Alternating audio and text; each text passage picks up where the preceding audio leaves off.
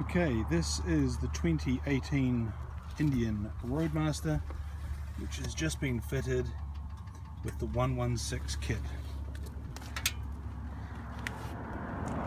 Change of pipes. Stage 1, so it's got some nice pipes on it, slightly different. Oops, that's my shadow. And of course the high flow air filter comes in as standard as well, as part of the kit.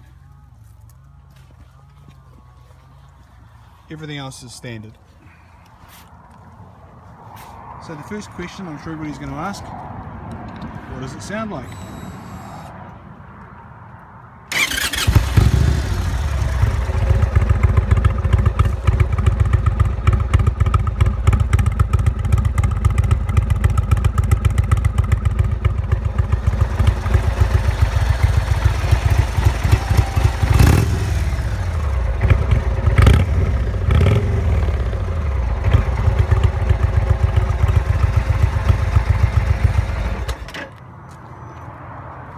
Now I've just been on a first half hour ride on this thing, and let me start by saying that the 111 engine that originally came with the bike is absolutely perfect. There is nothing wrong with the 111.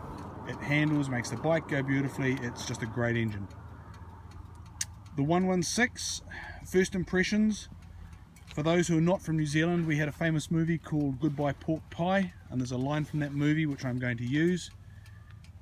The 116 makes this bike pull like a schoolboy. The difference in power is mind-blowing. It is an absolutely different bike. It's not allowed to go above 3,500 revs at the moment for the first 500k, 300 miles for the US people.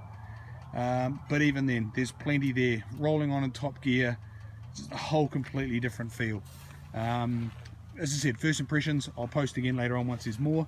But for those who are thinking about it and not sure whether to do it, don't muck about, just do it. It is so well worthwhile.